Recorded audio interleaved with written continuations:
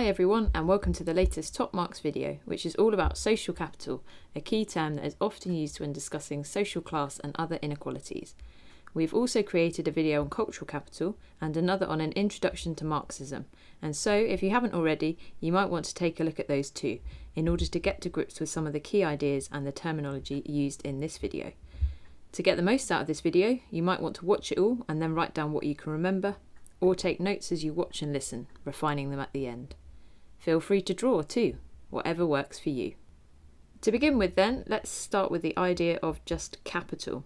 For simplicity, capital is something a person might possess, and in sociology we can consider capital being split into three forms: economic, social and cultural. These terms tend to come up most often when discussing inequalities, particularly with regards to social class, but they can also be applied to ethnicity, age and gender. We won't go into detail too much here, but discussions of capital closely linked to life chances, which is a term coined by the sociologist Max Weber, and describes the likelihood of a person gaining access to opportunities, experiences and material goods.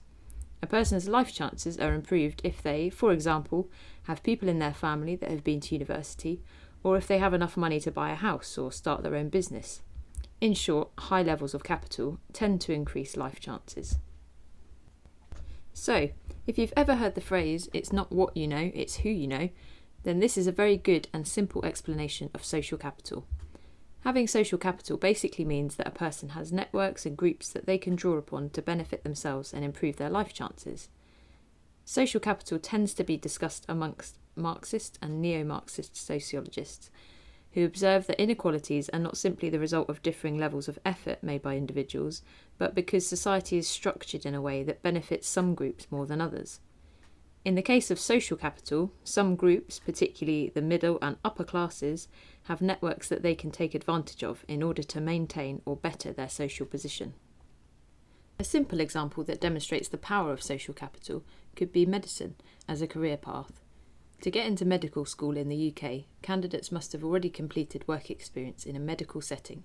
This will of course be much easier if, for example, your parents work in medicine and you can go and work with them, or your uncle is a nurse and at the very least he can tell you which person to contact in your local hospital. This kind of thing happens in many different areas of work, not just medicine.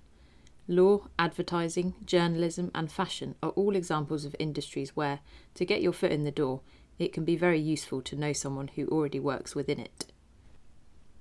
A good sociological study to demonstrate social capital further is one by Ken Roberts, who studied the upper class. Roberts argued that the upper class is closed, meaning it is very difficult to access. This is partly because members of the upper class tend to intermarry, and new members are therefore often just the children of upper class parents, rather than people who have worked their way up the social class ladder. In relation to social capital then, upper class children are usually educated in prestigious public schools like Eton and Harrow or other fee-paying private schools, and then often go on to top universities like Oxford or Cambridge. One thing that Roberts noticed about the upper class is that through this they develop kinship connections. That means that over time, valuable social contacts are made, where individuals make connections with people who are likely to benefit them later in life. Roberts referred to this as the Old Boys Network, and a great example of this is the Bullingdon Club, which a number of well-known politicians such as David Cameron and Boris Johnson are alumni of. So if an individual has contacts with people who have wealth and power, they have the advantage of calling upon them to help advance their own careers and interests, or those of their children, particularly when it comes to careers such as politics, medicine, law or business. As a result, these individuals are more likely to access top jobs, not simply through merit, but because of who they know. Just as a side note, it is important to note that the upper class represent less than 1% of the UK population, so a tiny minority. But a lot of these ideas, such as attending prestigious schools or knowing people who might benefit you in your own status and your career, can be applied to the middle classes too. Another contrasting and very interesting study is one by the sociologist Victoria Gosling. Gosling wanted to challenge the emerging view, often among politicians, that social capital was something that those living in poorer communities lacked entirely and should seek to change.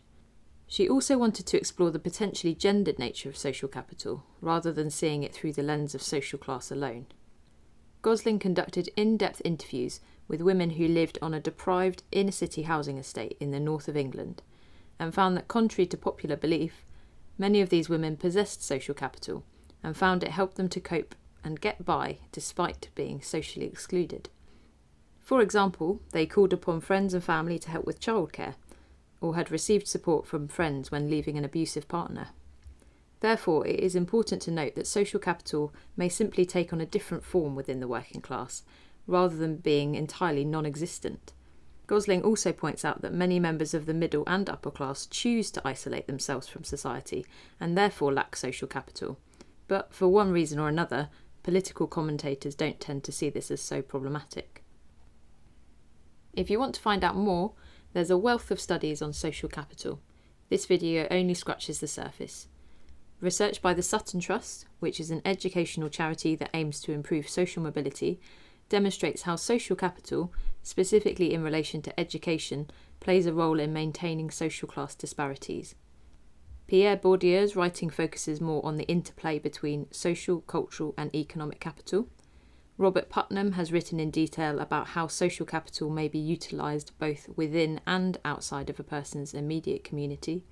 And both Beverly Skeggs and Valerie Hay have researched capital, noting how it is not simply impacted by social class, but by gender as well. There are some great documentaries out there too.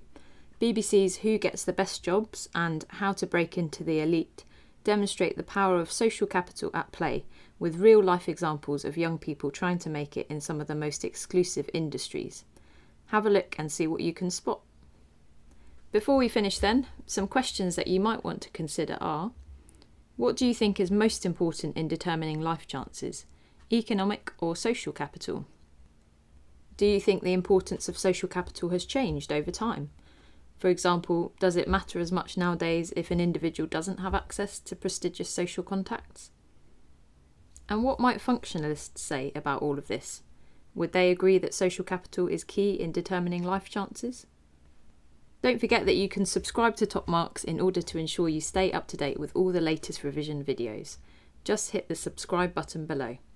Thanks for watching, and I hope this helps you on your way to sociology success.